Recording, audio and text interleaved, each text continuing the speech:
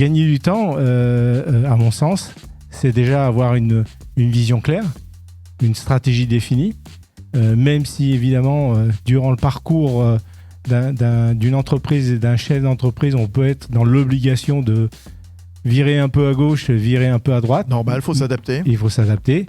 C'est l'agilité. Bien sûr. Mais il faut avoir des objectifs qui permettent de tracer la ligne.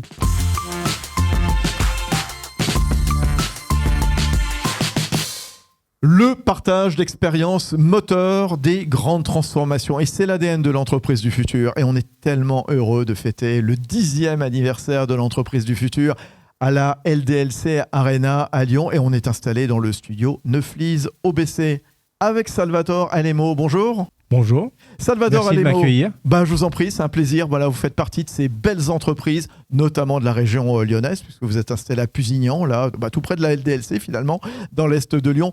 Voilà, ces dirigeants d'entreprises extrêmement talentueux qui, transforment justement leur entreprise pour coller à tous les enjeux du moment. Vous êtes président de Dimotrans, vous êtes acteur de la supply chain depuis plus de 40 ans, c'est du transport multimodal de marchandises, routier, aérien, maritime. Vous faites de la messagerie européenne, de la douane, de la logistique. Il y a un petit conseil là, tout de suite à donner à d'autres, à vos pairs, dirigeants d'entreprise. Comment on fait pour gagner du temps ? Grande question. Gagner du temps.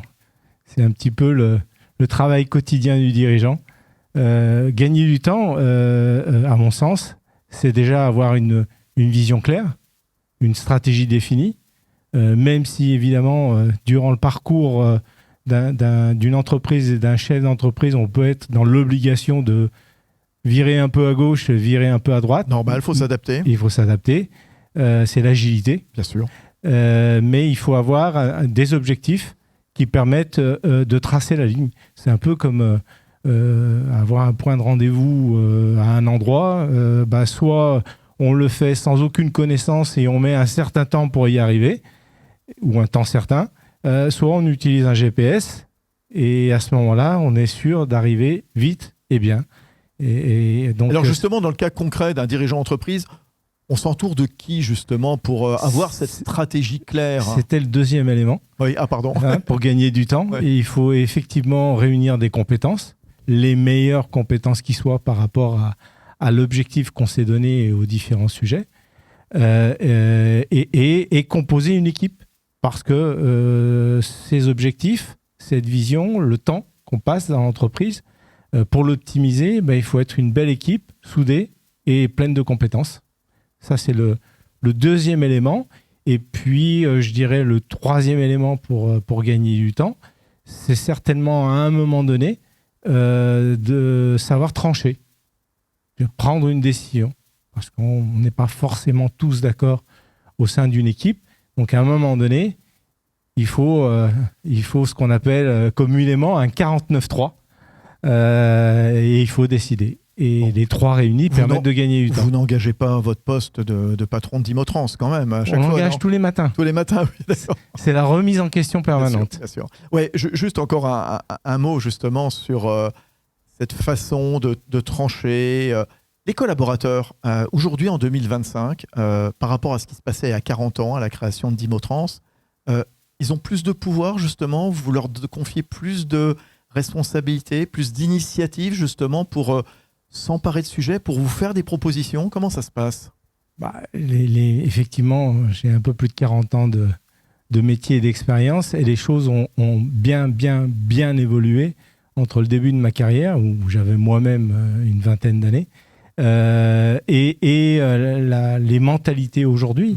Je pense qu'il y a 40 ans, on était d'abord carriériste et l'important, c'était d'arriver à faire quelque chose dans ce monde professionnel et on mettait tout son savoir, tout son temps disponible pour pouvoir arriver à cet objectif.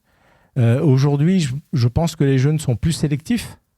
Ils attachent une importance importante aux tâches qu'on leur confie énormément au fait qu'ils ont besoin de sens dans les tâches qui leur sont confiées. Et même s'ils sont certainement un peu moins attachés à l'entreprise qu'ils ne l'étaient il y a 40 ans, ils ont besoin de responsabilité. Et donc, il faut savoir un petit peu, je dirais, gérer cette contradiction entre un détachement de l'entreprise et un besoin de responsabilité. C'est ce que vous leur racontez pour leur dire « Venez chez nous, justement, venez dans la supply chain et venez spécialement chez Dimotrans ». Exactement, avec évidemment une politique RH qui essaye d'être la plus attractive possible. Ça, c'est le fait de toutes les entreprises. Oui. Mais je crois que dans les mentalités, le sens et la responsabilité, sans oublier également la RSE. Alors justement... ce sont 3 éléments importants. Vous avez raison, parce qu'on évoquait les grands sujets de transformation auxquels sont confrontés les dirigeants d'entreprise, comme vous, Salvatore Alemo, donc à la tête de Dimotrans. On a vu, en effet, la partie RH. Il y a aussi la partie environnementale. Comment on fait une supply chain frugale, désirable? Qu'est-ce que vous avez mis en place, justement, dans vos métiers? Déjà, on a une politique RSE qui est structurée. Notre rapport RSE, le premier rapport RSE du groupe est sorti l'an dernier. On sortira dans les prochaines semaines le numéro 2.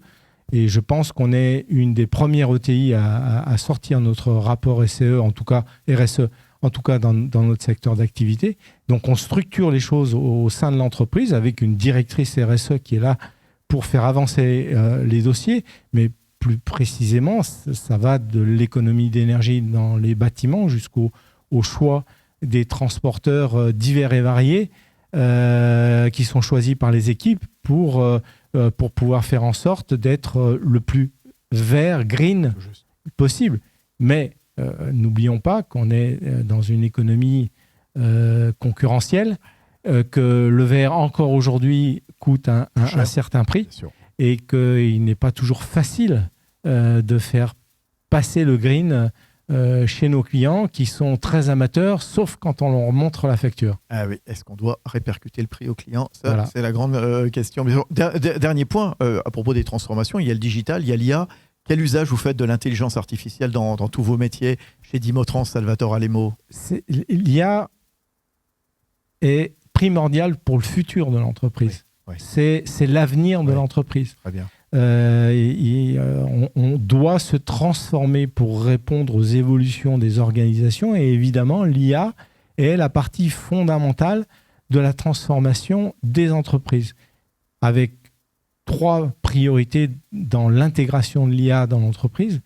La première priorité, c'est d'améliorer la productivité en règle générale, de supprimer tous les travaux sans valeur, donc de gagner en productivité, d'améliorer notre performance commerciale, évidemment. Donc l'IA améliore la performance commerciale. Et il y a un 3e élément qui m'échappe dans l'immédiat, mais qui va revenir. Bien sûr, en tout cas, on aura l'occasion de vous reparler, mais c'est vrai qu'en tout cas, les usages de l'IA sont nombreux, et je pense qu'il y en a davantage que 3, justement, donc, à la fois, mais même peut-être aussi en rapport avec ce qu'on disait précédemment sur la transformation environnementale. L'IA va permettre de piloter davantage quelque part et de faire en sorte que finalement les camions ne partent pas à vide. Je caricature en disant ça, mais c'est tout à fait ça aussi. Bien sûr. L'IA, c'est aller chercher la donnée de manière extrêmement rapide, où qu'elle soit, dans l'entreprise ou ailleurs. Bien sûr. Et évidemment, ce sont des gains de temps qui sont phénoménaux pour une performance qui est totale. Voilà, on revient sur la notion de gain de temps cher à l'entreprise du futur, dont on fête le 10e anniversaire. Merci d'être venu le souhaiter avec nous, le fêter avec nous. Salvatore Alemo, président de Dimotrans. Voilà, je vous laisse repartir pas très loin. Vous êtes voisin de la LDLC Arena. À bientôt, merci. Merci pour votre invitation.